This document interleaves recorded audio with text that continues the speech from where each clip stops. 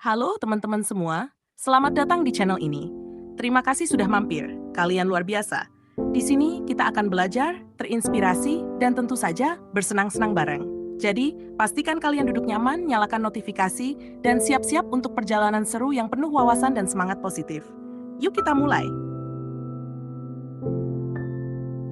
Di sebuah desa yang tenang, jauh dari hiruk-pikuk kota, berdirilah rumah-rumah sederhana dengan dinding bambu dan atap rumbia yang mulai lapuk dimakan usia.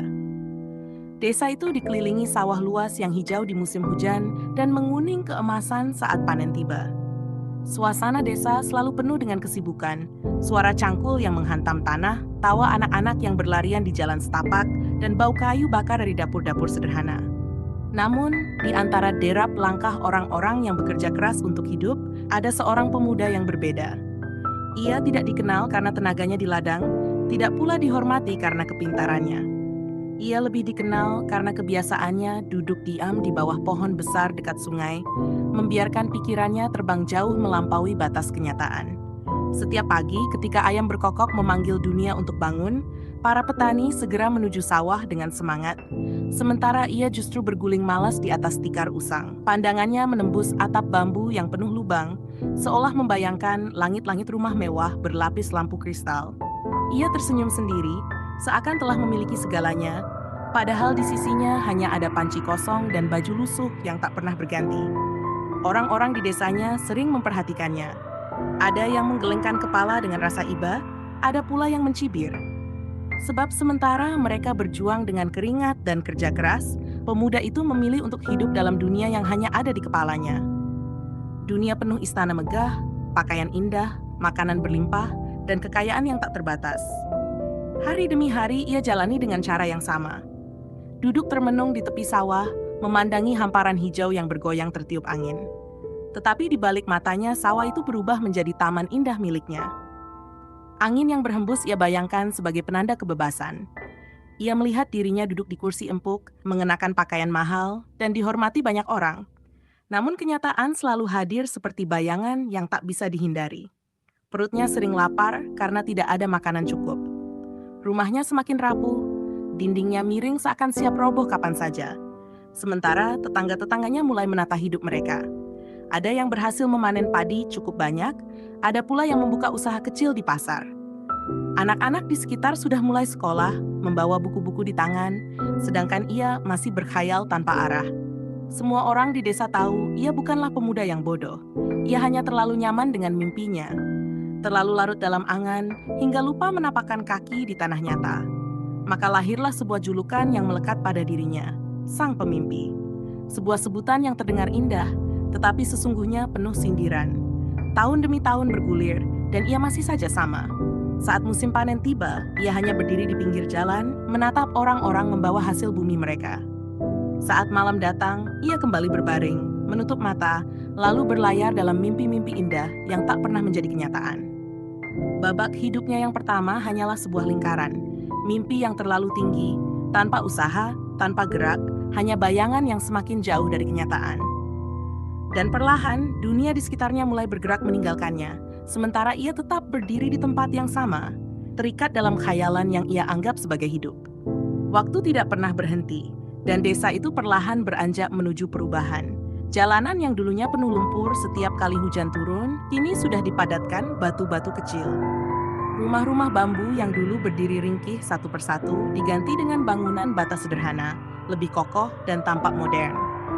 Warung kecil di tepi jalan mulai menjual kebutuhan dari kota, sabun bermerek, pakaian baru, bahkan pernak-pernik yang sebelumnya jarang terlihat di desa. Suasana kehidupan ikut berubah. Anak-anak yang dulu berlarian tanpa alas kaki, kini pergi ke sekolah membawa tas bergambar tokoh kartun. Pemuda-pemuda sebayanya mulai merantau ke kota, bekerja di pabrik, atau berdagang di pasar. Ada yang kembali membawa motor baru, ada yang pulang dengan senyum bangga karena berhasil memperbaiki rumah orang tua mereka. Semua bergerak maju, semua mencoba meraih sesuatu. Namun tidak dengannya. Ia tetap diam, seolah waktu tidak pernah menyentuhnya.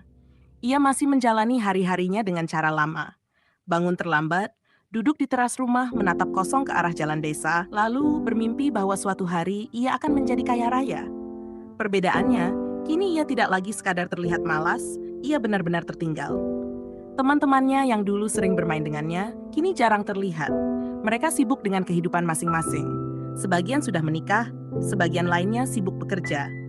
Dan setiap kali ia melihat mereka lewat dengan pakaian rapi, dengan senyum penuh percaya diri, hatinya terasa semakin kecil. Ia masih sama, tetapi dunia di sekelilingnya sudah berubah. Perutnya semakin sering keroncongan. Orang tuanya yang semakin menua tidak lagi mampu memberi banyak. Mereka hanya bisa menyediakan makanan sekadarnya. Itu pun seringkali tidak cukup. Saat tetangganya memasak lauk yang harum, ia hanya menelan ludah sambil menatap nasi putih hambar di piringnya. Bisikan-bisikan orang kampung pun mulai terdengar jelas. Ia hanya bisa berkhayal. Sejak dulu pemalas, sampai sekarang pun tidak berubah. Anak yang tidak tahu diri membebani orang tuanya. Kata-kata itu seperti jarum yang menusuk telinga. Dulu ia bisa menepisnya dengan mimpi, tetapi kini suara itu menembus hatinya. Bayangan yang selama ini ia peluk mulai retak. Di dalam mimpinya, ia selalu melihat dirinya berdiri megah, berpakaian indah, dihormati banyak orang. Namun, setiap kali ia kembali dari khayalannya, yang ia temukan hanyalah tubuh lelah, pakaian lusuh yang sudah memudar warnanya, dan wajah yang semakin muram. Ia mulai menyadari bahwa mimpinya bukan lagi pelarian yang manis, melainkan sebuah penjara. Semakin ia bermimpi, semakin ia sadar bahwa jarak antara dirinya dan kenyataan begitu jauh. Dan malam-malamnya kini tidak lagi menenangkan. Ia sering terjaga hingga larut, hanya untuk duduk menatap langit-langit rumah yang rapuh. Dari celah atapnya, bintang-bintang terlihat jelas, seakan mengingatkan betapa kecil dirinya dibandingkan luasnya dunia. Ia bertanya dalam hati, apakah dirinya masih punya kesempatan atau semua sudah terlambat? Namun hidup tidak menunggu jawaban. Kehidupan justru semakin keras. Orang tuanya jatuh sakit, membutuhkan biaya yang tidak sedikit. Rumah yang sudah tua mulai runtuh bagian demi bagian, membuat hujan masuk ke dalam. Dan ia, yang tidak punya pekerjaan, tidak punya uang, hanya bisa menatap pasrah. Teman-teman sebayanya semakin menjauh. Mereka yang dulu menemaninya bermimpi di tepi sungai kini tidak lagi hadir. Mereka sibuk dengan masa depan, sedangkan ia terjebak di masa lalu. Bahkan anak-anak kecil di desa mulai menjadikannya bahan ejekan. Lelaki dewasa yang tidak pernah bekerja, hanya berjalan tanpa tujuan, seperti bayangan yang kehilangan wujud. Babak kehidupannya kini retak.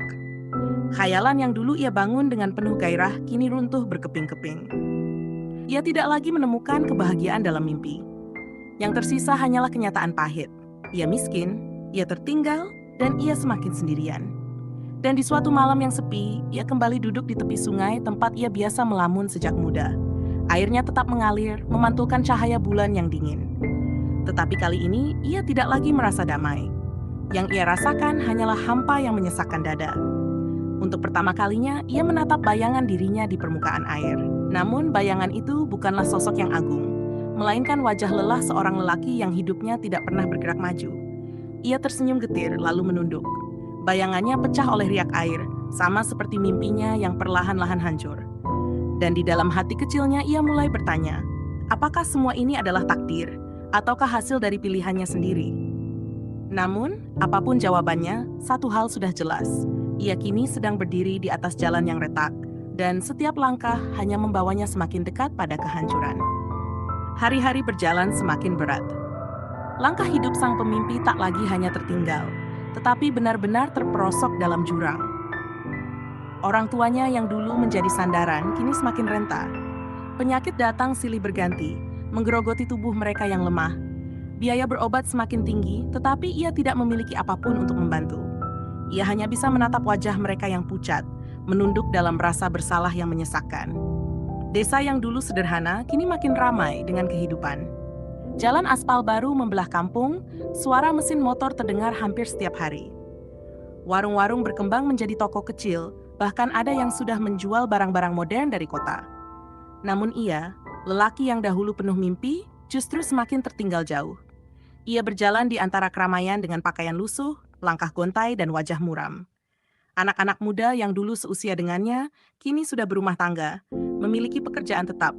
Bahkan ada yang membangun usaha sendiri. Sedangkan ia tanpa uang, tanpa keahlian, hanya menjadi sosok yang dipandang dengan iba atau bahkan dihina. Bisikan-bisikan orang kampung yang dulu hanya terdengar samar kini semakin terang. Ada yang berkata ia hanya beban, ada yang menyebutnya sebagai contoh buruk bagi generasi muda. Setiap kali ia lewat, tatapan orang seakan menusuk, membuat dadanya sesak.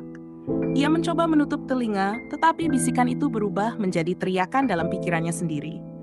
Dan akhirnya, malapetaka yang paling ditakutinya datang. Orang tuanya meninggal satu persatu, meninggalkannya sendirian. Rumah Reyot yang dulu masih terasa hangat karena kasih sayang, kini berubah dingin, kosong dan sunyi. Hanya suara angin yang berdesir melalui celah-celah dinding bambu yang rapuh. Tidak ada lagi yang memasak untuknya, tidak ada lagi yang menegur meski dengan nada lembut. Ia benar-benar sendirian. Ia mencoba bertahan, tetapi kemiskinan menjeratnya semakin dalam. Makanan semakin sulit didapatkan. Kadang ia harus berjalan berhari-hari hanya untuk mencari pekerjaan kasar. Namun seringkali ditolak karena tubuhnya yang lemah dan usianya yang sudah tidak muda lagi. Waktu telah mencuri kekuatannya, sama seperti waktu mencuri mimpinya. Suatu malam, hujan deras turun tanpa ampun. Atap rumah yang sudah rapuh tidak mampu lagi menahan derasnya air. Lantai tanah berubah menjadi lumpur. Perabotan sedikit yang ia miliki basah kuyup. Ia menggigil kedinginan, duduk di sudut ruangan, menatap air yang menetes tanpa henti. Saat itu, ia merasa dunia benar-benar tidak lagi memihaknya. Beberapa hari setelah hujan itu, rumah kecil yang ia tinggali runtuh sebagian. Tiang kayu yang lapuk patah membuat bagian atap ambruk menimpa isi rumah. Ia hanya bisa menatap reruntuhan, tanpa daya, tanpa tenaga. Ia tidak punya cukup kekuatan untuk memperbaiki, tidak punya cukup uang untuk membangun ulang. Rumah yang dulu menjadi tempat perlindungan, kini berubah menjadi puing-puing kesedihan. Ia kemudian hidup dari belas kasihan. Sesekali tetangga memberinya makanan, sekadar untuk membuatnya tetap bertahan. Namun, tatapan mereka penuh iba, bahkan sebagian penuh cemooh. Ia semakin terpuruk, bukan hanya secara fisik, tetapi juga secara batin. Hari-hari terakhir hidupnya terasa seperti siksaan panjang.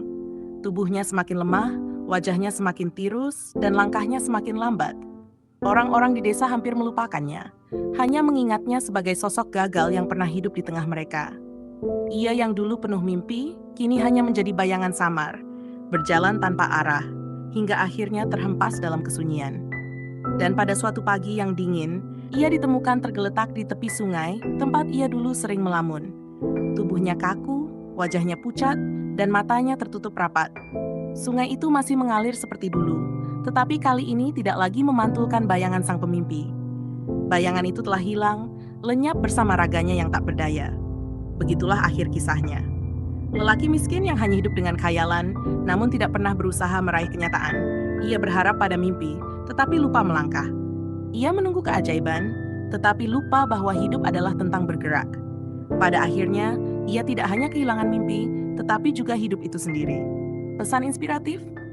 Kisah ini bukan untuk menakut-nakuti, melainkan untuk mengingatkan. Mimpi tanpa usaha hanyalah ilusi. Khayalan tanpa tindakan hanyalah racun yang perlahan membunuh semangat hidup.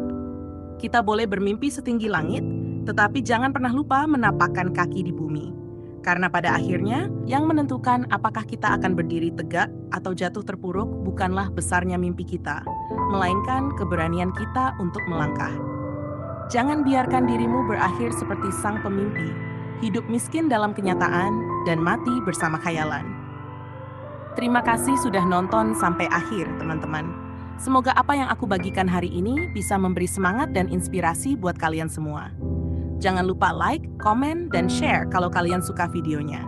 Dan yang paling penting, subscribe biar kita bisa terus tumbuh bareng dan berbagi hal-hal positif lainnya. Sampai jumpa di video selanjutnya. Tetap semangat, tetap berkarya, dan jaga semangat positif kalian.